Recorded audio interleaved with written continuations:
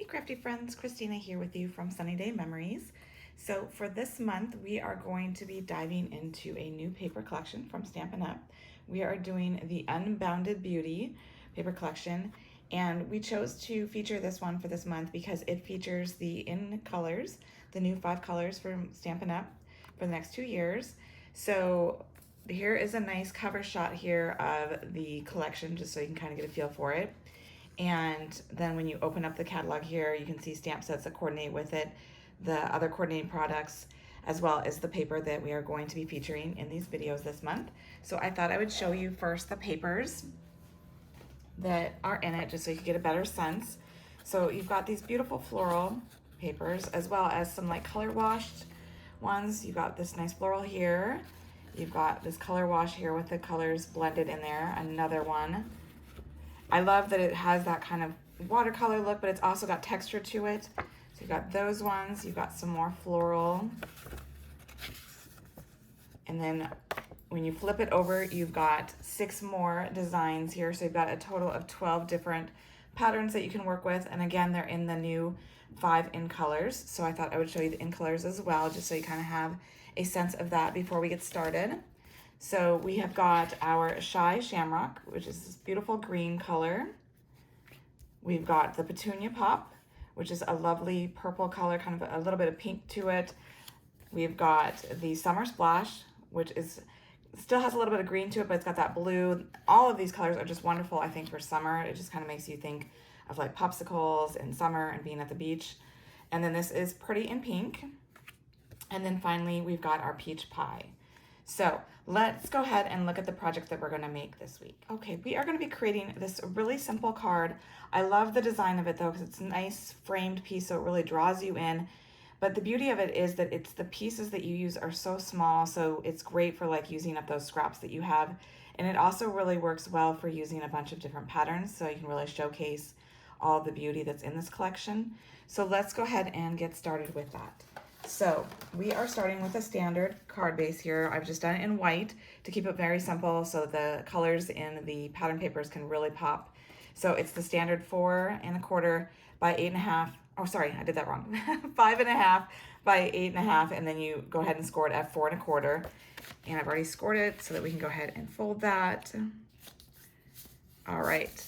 And then, like I said, the pieces are very simple. It's a very symmetrical look to it. You've got 2 strips here. They are both 1 inch wide, and they measure 4 1/4 long. So you've got those 2 pieces here, and then you've got 2 pieces that are on the side panels, and these are also 1 inches wide, but they are only 3 inches long, and that's how you get that frame. And so it's kind of almost like putting a puzzle together. So just to get you started with that. And then this is the piece that goes in the center of that. And you could just do it as a solid cardstock, but I feel like it is really nice when you add some depth to it by embossing it. So we are going to actually emboss that with the cane weave die. So I'm going to go ahead and do that real quick off screen, and I'll be right back. Okay, so I've just finished embossing this. And I love, this is a 3D embossing folder, so it really does give some nice depth. You get really nice height. It really adds a lot of great texture to that. And so that's going to go right in there in the center. So I've already gone ahead and I've adhere the top 2 long ones here, the top and the bottom. And what you want to do is you want to just leave a little border of the white. And like I said earlier, it's kind of like a puzzle. You're just kind of going in and fitting it so that you've got kind of that same border going between the pieces. And it can help to use a tape runner in case you're not happy with the placement of where you put the pieces. You can kind of still lift it up and reposition it. And whoops, that's a little bit crooked, but I think actually I'm gonna leave that. And then you're gonna go ahead and glue down that center piece that we've just embossed. And you might need a little extra adhesive on there just so that it really gets good hold. And that's just gonna be centered in there so you have that same white border going between the pieces. All right, so then we're gonna go ahead and we're gonna take a piece of the white, and this is actually 7/8 wide by 2 1/2. And we're gonna go ahead, and the stamp set we are using is the Layering Leaves. I'm using the little hello sentiment here, as well as the little speckles here to add a little bit of texture. And because I am new, I'm going to be completely real here with you.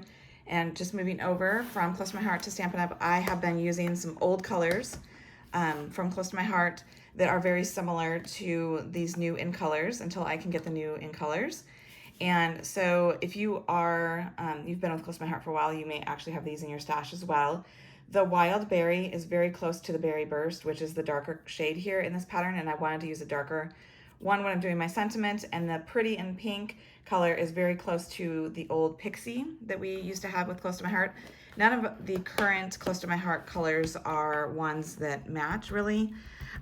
So it's kind of beneficial if you've been with Close to My Heart for a really long time, like I had, over 20 years. You'll have some of these colors that will work well for you as you transition.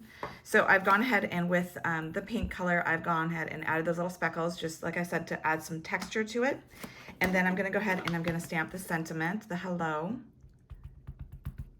And I'm gonna do it a little bit more over to the left since I'm going to go ahead and cut away, do a little dovetail on the right. So in order to do my little dovetail, I'm just gonna go in the center here, go in about 1/2 inch. And then I'm gonna come from the one corner up to the end of that. And then from the other corner to finish that off. And then we have a beautiful little banner. And I'm going to add this to my card with some of the dimensionals so that it gives it some lift. All right, take the backings off. And then I'm gonna go ahead and place it here. And I'm gonna finish it off by adding some rhinestones to the left edge of my card. So just like this. All right. So I used a little bit bigger rhinestones I'm noticing here on the one I've just done versus the smaller ones here. So you could do it either way, but as you saw, it's super easy, super quick. And the supplies, they're just such small pieces that it's a great way to use up all of your papers, all little scraps for it. So I hope you've enjoyed it. And until next time, stay crafty.